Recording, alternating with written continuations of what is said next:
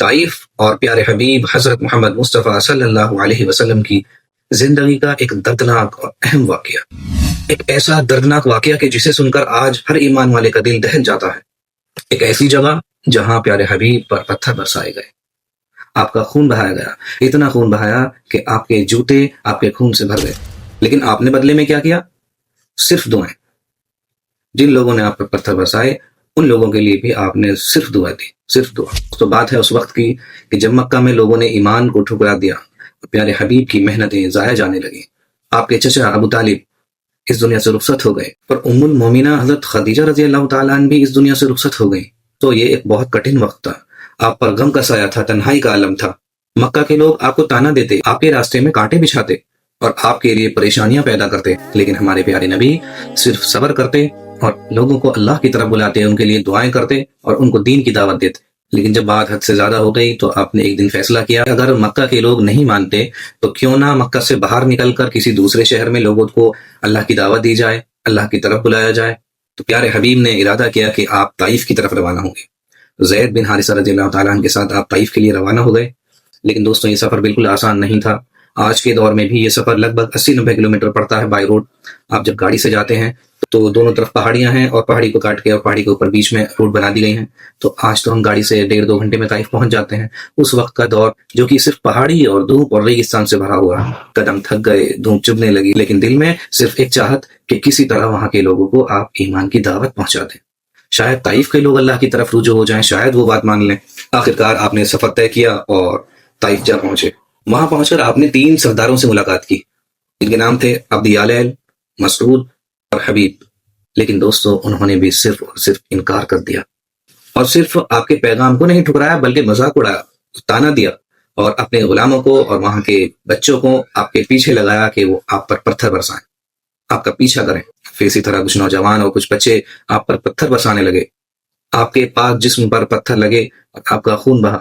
زید رضی اللہ تعالیٰ عنہ جو سفر میں آپ کے ساتھ تھے، انہوں نے اپنے جسم سے آپ کو ڈھانک لیا، لیکن ان کا جسم بھی زخمی ہو گیا۔ آخرکار آپ طائف سے باہر نکل آئے، تھکے ہوئے تھے، مایوس تھے، پریشان تھے، لیکن آپ کے مزاج میں، آپ کے دل میں، آپ کے دماغ میں کوئی نفرت نہیں تھی۔ تھکاوٹ سے، درد سے اور لہو لہان پیارے حبیب ایک باغ میں جا بیٹھے۔ وہ باغ 2 سردار تھے مکہ کے، عتبہ اور شیبی نامی 2 سردار، ان سرداروں کا وہ باغ تھا۔ وہاں آ کر آپ نے اپنا سر آسمان کی طرف اٹھایا، آنکھوں سے آنسو بہنے لگے اور آپ نے دعا کی، ایک ایسی دعا جو آج بھی ایمان والا محسوس کرے تو دل کانپتا ہے۔ اے اللہ، میں تیرے سامنے اپنی کمزوری، اپنی بے بسی اور لوگوں کے سامنے اپنی بے عزتی کی تجھ سے شکایت کرتا ہوں۔ تو رحم کرنے والوں میں سب سے زیادہ رحم کرنے والا ہے، لیکن اگر تو مجھ سے ناراض نہیں ہے تو میں کسی سے ناراض نہیں۔ آپ نے اتنا لمبا سفر کیا، پہاڑوں کے درمیان، ریگستانی راستہ، اور وہاں پہنچنے کے بعد لوگ آپ کی دعوت کو ٹھکرا دیتے ہیں، حقی دعوت کو ٹھکرا دیتے ہیں، اور اتنا ہی نہیں، پتھر برساتے ہیں، آپ کو اپنے شہر سے نکالتے ہیں۔ اس کے بعد بھی آپ نے ایک بار بھی ان کے لیے بد دعا نہیں کی۔ اس میں یہ واقعہ محسوس کرنے کا ہے، صرف کانوں سے سننے کا نہیں بلکہ دل میں تڑپ پیدا کرنے کا واقعہ ہے کہ ایسا نبی کہ کائنات کو جس کے لیے وجود میں لایا گیا، وہ زمین پر پریشان ہے، لہو لہان ہے، اور فرشتے آسمانوں پر پریشان ہیں۔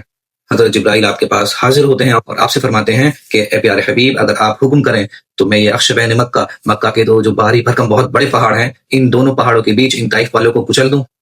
تو پیارے نبی نے فرمایا کہ نہیں، میں یہ نہیں چاہتا، بلکہ میں یہ امید رکھتا ہوں کہ انہوں نے میرے پیغام کو نہیں قبول کیا، لیکن ہو سکتا ہے کہ ان کی آگے آنے والی نسلیں میرے پیغام کو قبول کر لیں، اللہ کو ایک مان لیں، ایمان کی دعوت کو قبول کر لیں اور اللہ کے ساتھ کسی کو شریک نہ ٹھہرائیں۔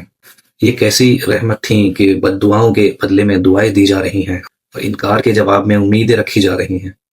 اس کے بعد جس باغ میں آپ آرام فرما رہے تھے، اس باغ میں ایک مالی، ایک نوکر تھا، عداس نام کا، جس کا نام عداس تھا۔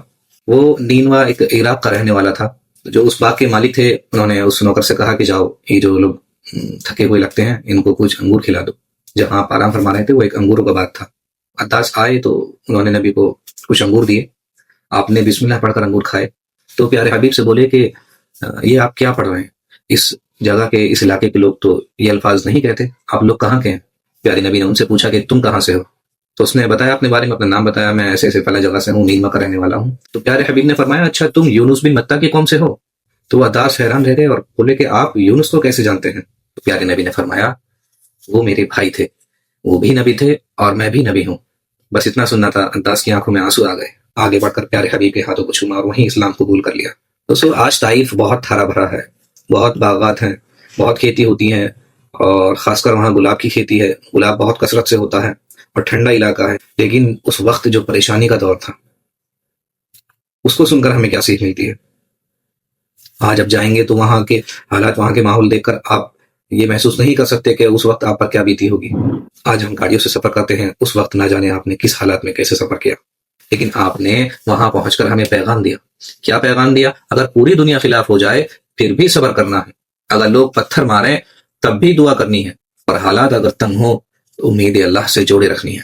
طائف میں پیارے نبی نے صرف صبر نہیں کیا بلکہ رحمت کی وہ مثال قائم کی جو اس دنیا میں انسانیت کو روشن کرتی ہے۔ تو وقت وقت کی بات ہوتی ہے، ہر وقت ہر موقع پر صبر کرنا ہے۔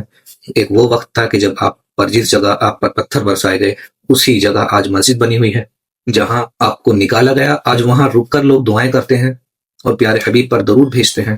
کا طائف کا سفر ایک بہت ہی صبر کا اور ہم لوگوں کے لیے ایک سبق کا سفر ہے۔